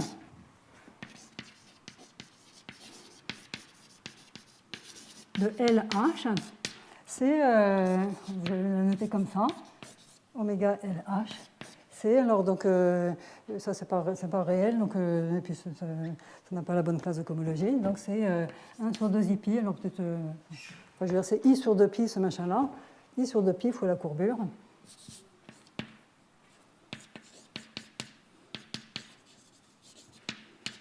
Et c'est donc 1 sur 2 pi, delta delta bar log h. Alors, c'est une forme fermée.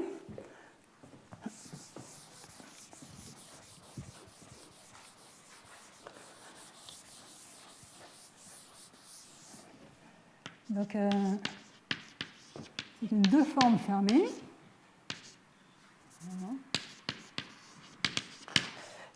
Clairement de type 1,1 d'après la deux formes fermées, alors réel aussi. De type 1,1, puisque c'est le delta delta bar de quelque chose. Et alors, je vais vous donner un peu plus de mal. Sa classe de cohomologie.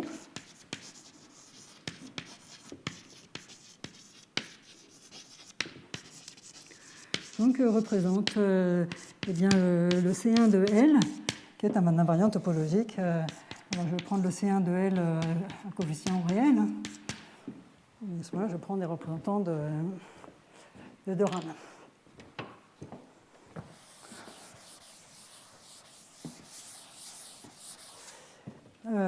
Voilà, donc oui, alors une chose à dire, c'est que ici, cette forme a l'air d'être exacte, mais bien entendu, ici, la primitive qu'on a, elle dépend du choix de sigma. Il faut vraiment avoir cette fonction h de sigma, et pour avoir cette fonction h de sigma, il faut avoir sigma. Et donc, c'est seulement dans des trivialisations locales que j'ai écrit ma deux formes comme une différentielle totale. Mais globalement, bien sûr, elle n'est pas exacte, elle a une classe de cohomologie intéressante. Alors donc, bon, le cas particulièrement intéressant, c'est le cas de Fubini-Studi. Donc, bon, c'est le cas qui concerne toutes les variétés projectives. Donc, on va penser aux sous-variétés analytiques de l'espace projectif. Donc, lorsqu'elles sont fermées, c'est la même chose que les sous-variétés algébriques. Et donc,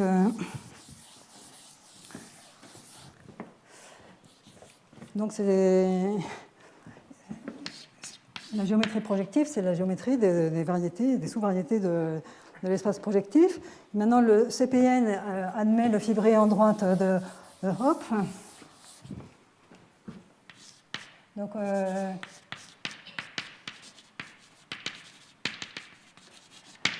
le fibré de Hopf, il est naturel. Hein. CPN, c'est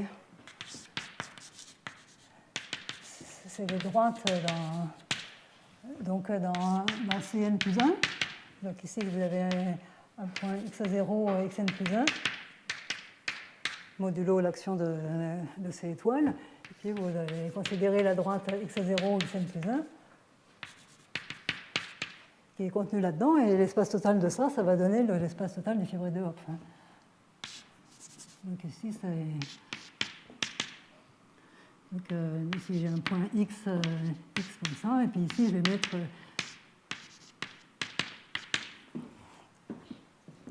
Non, je l'ai écrit dans le mauvais sens.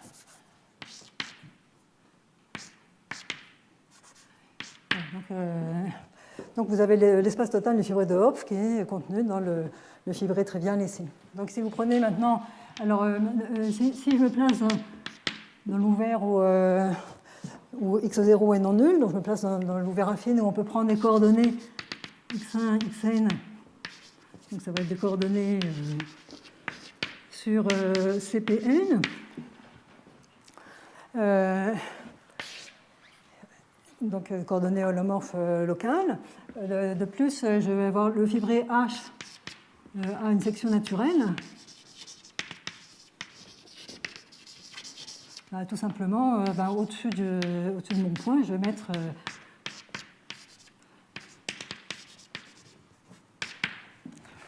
vais mettre ceci. Donc,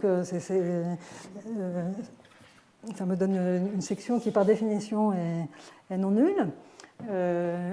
Et donc, maintenant, j'applique la recette que j'ai. Je prends H, une métrique hermitienne,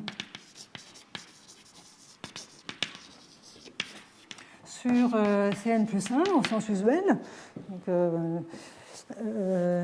Donc, sa restriction au sous-fibré de Hopf,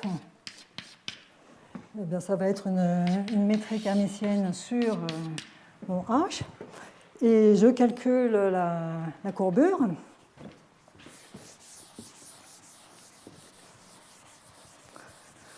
Je calcule la forme de Chern.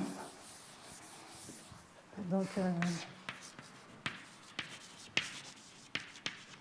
eh bien, ça va faire 1 sur 2 épis. Dans ma section, je vais l'appeler sigma ici. Alors, donc, il faut faire ici, il faut mettre un 1 sur 2 pi. La raison étant que ici, je suis en train de... Enfin, bon, je vais calculer la forme de Chern du fibré de Hopf H, mais il se trouve que pour pour des raisons de positivité, ce qui nous intéresse, c'est plutôt le fibré dual. Et donc, c'est plutôt la forme de Chern du fibré dual qui va nous intéresser. Et c'est pour ça que le signe va changer dans l'intervalle, et de 1 sur 2 pi qui est là-bas va devenir un I sur 2 pi ici. Donc, log H de sigma, qui par définition est 1 plus sigma module de xi au carré. Voilà. Et ça, c'est une forme positive. Donc, sur fermé de type 1,1. Et qui est positive au sens où eh bien, la forme d'intersection hermitienne associée est définie positive. Et donc,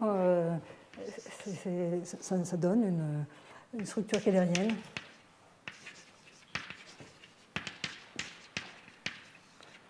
Sur CPN, donc, qui est donnée par ou la forme de Keller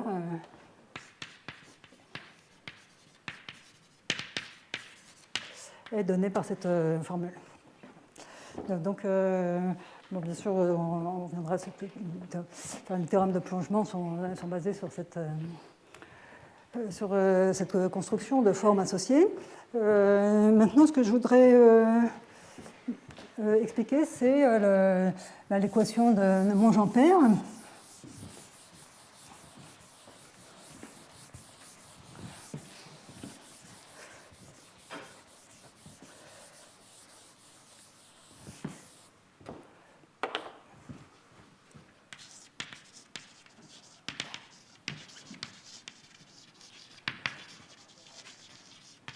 Eh bien, donc, si je pars de X, une variété complexe, et oméga, donc une forme de Keller sur X, eh bien, donc, oméga puissance n sur factoriel n, c'est ce qu'on appelle la forme volume. Enfin, je sais la forme volume, en fait, au sens riemanien.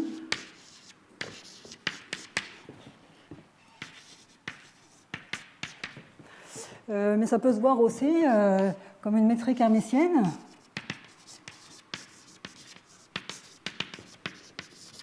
Sur, eh bien, c'est pas sur le fibré canonique, mais c'est sur l'inverse du fibré canonique, sur le dual du fibré canonique. Et donc, du coup, eh bien, on a une forme de Chern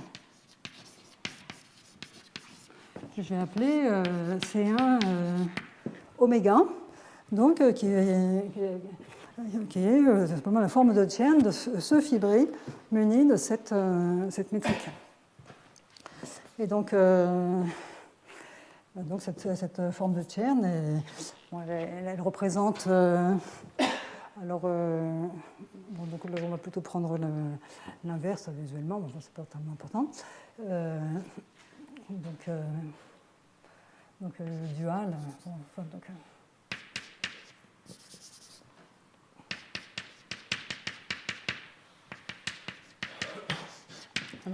Et donc, lorsque je prends la forme de Tchern associée à cette métrique, j'obtiens une forme de type 1,1 fermée qui représente ici le C1 oméga, donc est de classe de De Rham, et bien C1 de Kx, qui est la classe canonique. Comme ceci. Alors, il y a une chose à savoir en keulérien, c'est que ça, c'est le point de départ du théorème de la preuve du théorème de plongement de Kodaira.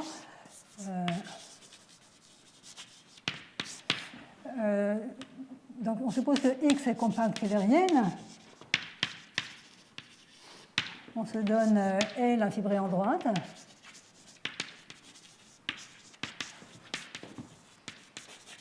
Sur X. Et on se donne alpha, donc une forme fermée de type 1,1, dont la classe alpha donc, soit égale à C1 de L dans la cohomologie de De Rham de degré 2 de X. Alors, il existe, bon, c'est pas bien de mettre ça comme remarque parce qu'en fait c'est relativement important et derrière il y a des arguments non triviaux. Il existe une métrique hermitienne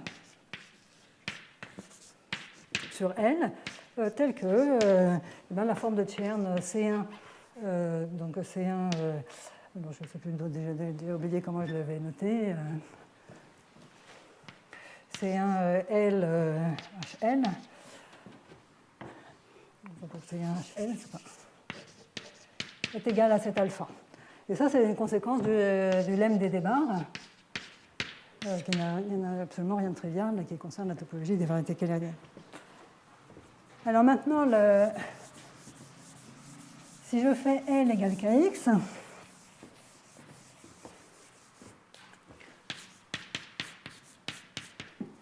si je me donne une forme alpha représentant C1 de Kx, donc bien sûr fermé de type 1,1, alors je vais avoir un nu, une forme volume nu, telle que eh bien, I sur 2pi delta delta bar log nu, ma forme de Tchern, soit égale à alpha, simplement par ce lemme. Et le problème de l'équation de Monge-Ampère, c'est de garantir que ce nu est la forme volume associée à une métrique de Keller.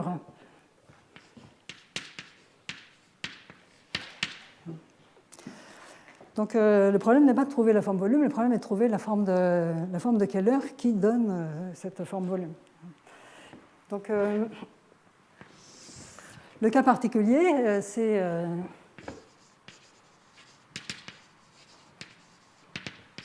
ce sont les variétés à première classe de Tchern triviale, donc C1 de X égale 0,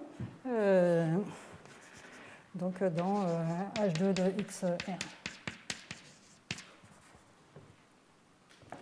Et donc c'est là qu'intervient.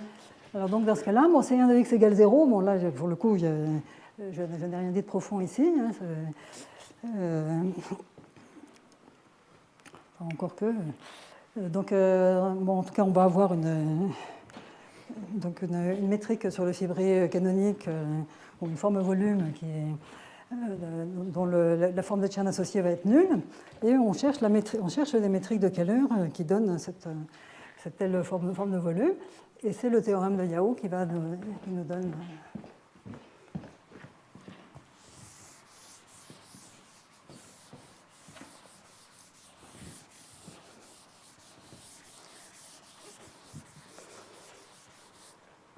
donc le théorème. Donc Yao, 1978, je crois. Donc X, donc keylérienne compacte avec C1 de X égale 0. Alors, quel que soit oméga, forme de Keller sur X, il existe un unique oméga prime, donc qui est une autre forme de Keller sur X, qui a la même classe de cohomologie.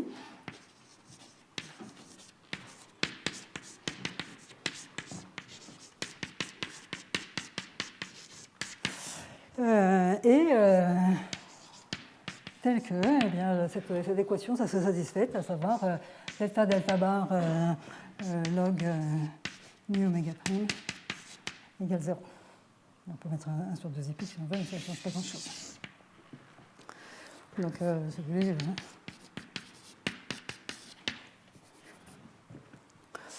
voilà, donc on a ces métriques qui sont données par le théorème de Yao. Donc, ces métriques, alors, il y a deux points de vue. Donc, cette condition ici, qu'est-ce qu'elle nous dit? Je rappelle que la forme de Chern, c'est la courbure de la connexion de Chern. Donc, c'est une condition de courbure nulle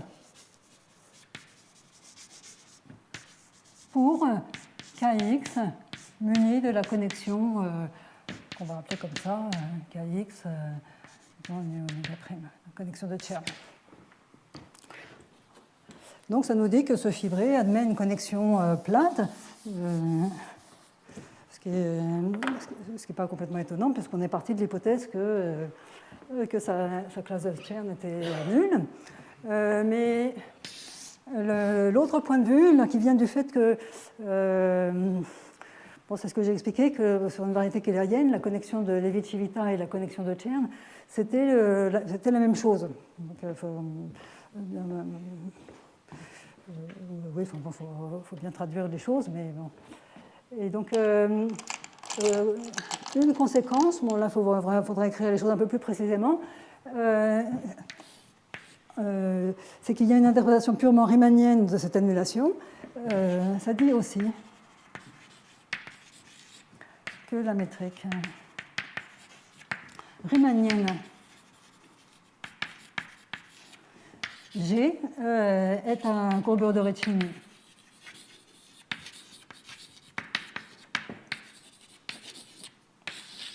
Et là, il y a quelque chose de non trivial. C'est un fait général que pour des variétés keylériennes, enfin pour des métriques keylériennes, la courbure de Ricci et la forme de Chern C1 oméga, c'est essentiellement la même chose. Il faut faire un petit peu attention parce que la courbure de Ricci, c'est une forme symétrique, alors que la forme de Chern, c'est une 1-1 forme. Donc, a priori, ce ne sont pas des objets de la même nature. Mais il se trouve qu'avec tout ce que j'ai expliqué, la forme de Ricci pour une métrique keylérienne, en fait, elle est invariante sous I, donc c'est une forme symétrique, ce qui est invariante, enfin, donc c'est pas un G, c'est un gamma de U, UV égale gamma de UV, donc elle satisfait cette propriété. Donc elle correspond à une forme de type 1,1 par la formule que j'ai donnée. Et c'est de cette manière qu'on peut dire que la forme de Ricci et la forme de Chern, la courbure de Ricci et la forme de Chern coïncident. Voilà, donc on a cet énoncé. Donc c'est un énoncé de courbure nulle pour le fibré canonique.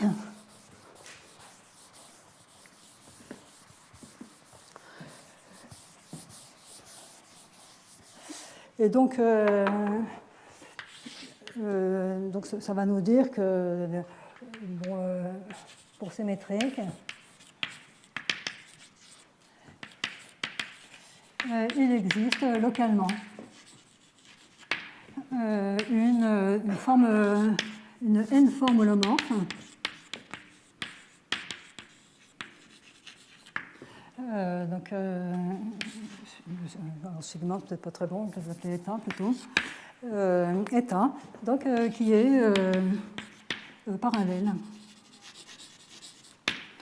Pour la connexion de Chern, mais en fait, c'est la même chose que d'être parallèle pour la connexion de Levi-Civita.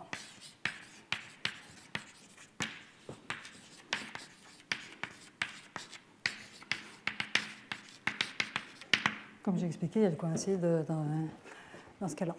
Et donc, en particulier, ça va nous dire que l'holonomie restreinte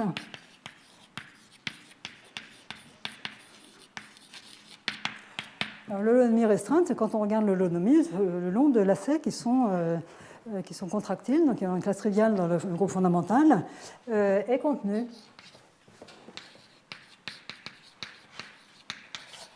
alors j'ai expliqué que les métriques eulériennes, c'était les métriques de l'holonomie contenue dans U de n. Et là, le fait qu'on ait localement une n-forme parallèle, ça va nous dire que l'holonomie est maintenant contenue dans le groupe SU. La forme volume étant déterminée par sigma, ça nous dit que les transformations d'holonomie préservent ce sigma parce que c'est parallèle. Mais ça ne concerne a priori que l'holonomie restreinte. Parce que, de toute façon, oui.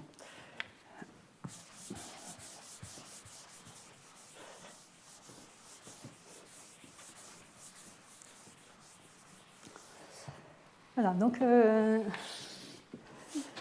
maintenant, bon, alors j'ai pris un peu de retard, donc je n'aurai pas le temps de faire les droites de Twister aujourd'hui, mais je commencerai par ça la semaine prochaine.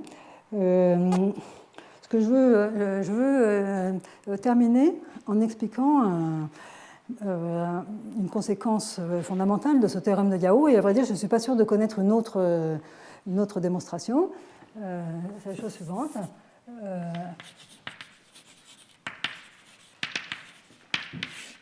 Donc, théorème, X compact eulérienne, donc avec P1 de x égale 0, donc dans H2 de xr, ou vous pouvez mettre H2 de xq si vous voulez aussi, là, ça revient au même, puisque la cohomologie des quotients rationnels s'injecte là-dedans, mais par contre, a priori, on ne met pas H2 de xz, parce qu'il peut y avoir une différence liée à la torsion. Alors, le fibré canonique Kx est de torsion dans pic X. Torsion dans pic X, ça veut dire qu'il existe une section donc holomorphe partout non nulle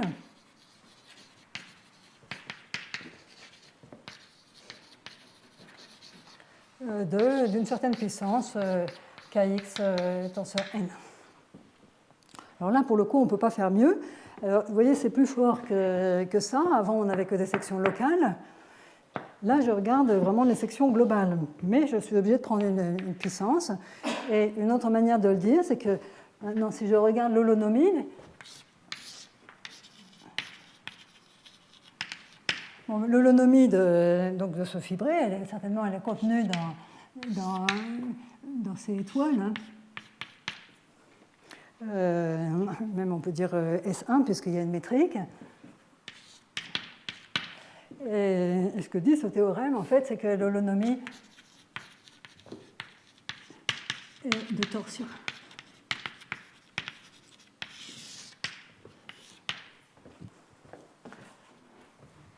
Alors,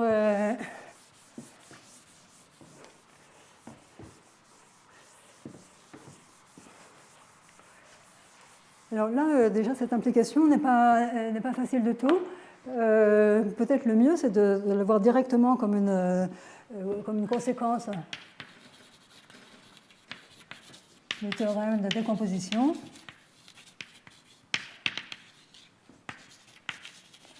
De Bobine-Bogomolov,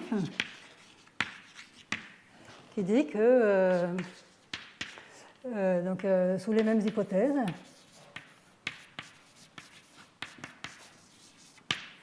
eh bien, il existe un revêtement finie étale telle que X' est isomorphe comme variété keylérienne compacte à T, qui est un tor complexe, croix. Alors là, j'ai un produit de variété qu'on va appeler de variété de Calabi-Yau au sens strict.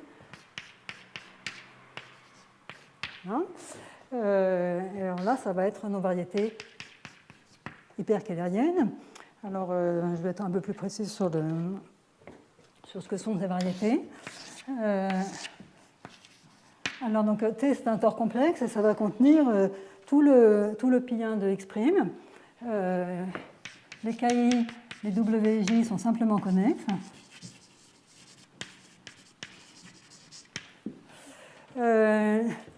La dimension des KI est au moins 3, parce qu'en dimension 2, on va tomber sur les surfaces 4 ans, et en fait, elles vont tomber dans cette catégorie-là. Et c'est ce qu'on va appeler les variétés de Calabi-Yau au sens strict, et ça va être des variétés de holonomie. Donc, je vais appeler ça NI. L'holonomie, elle va être, ça va être le groupe. Donc, le fibré canonique va vraiment être trivial, parce que alors, pour n égale 1, et on va avoir une holonomie comme ça. Donc, c'est plus à torsion près, etc., parce qu'on a pris déjà ce revêtement fini. Et par contre, les WJ sont de dimension 2 MJ, et leur groupe d'holonomie. Alors, quand je dis holonomie, il existe une métrique keylérienne pour lesquelles l'holonomie est comme ceci. Holonomie, alors ça va être exactement le groupe, alors Kiran va protester, mais je veux bien mettre MJ. Donc, qu'est-ce que c'est que ce groupe? Eh bien, donc, sur C2 MJ, je mets métrique hermitienne standard.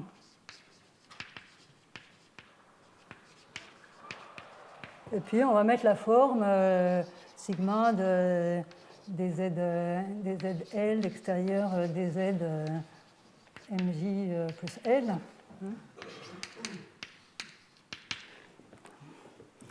Ça va être deux formes non dégénérées, C bilinéaire, sur cet espace vectoriel. Et le groupe SP de MJ, c'est le groupe qui préserve ces deux objets. Voilà. Donc, je m'arrête là. Je dis simplement que, de toute évidence, ce théorème-là entraîne celui-ci. Parce que là, le X' qui est exhibé par Beauville,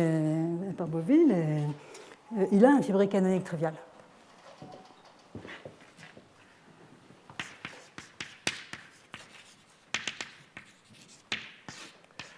Donc ça veut dire qu'en passant en revêtement fini, ça veut dire qu'au point de vue du groupe fondamental, on est passé à un sous-groupe d'indices finis, eh bien on a tué l'holonomie sur le fibré canonique muni de sa connexion de Tiens. Alors la semaine prochaine, bon, j'ai pris un peu de retard, comme ça arrive. Et donc ce que je vais faire, c'est que je commencerai par revenir sur cette classe de variétés hyperkeylériennes qui sont là, et expliquer que tout ce qu'on a fait ici, ça sera peut-être la dernière fois qu'on verra les structures riemanniennes, ça permet de voir ces variétés comme des variétés quaternioniques et de construire les droites de Twister qui sont des familles à un paramètre de déformation de leur structure complexe.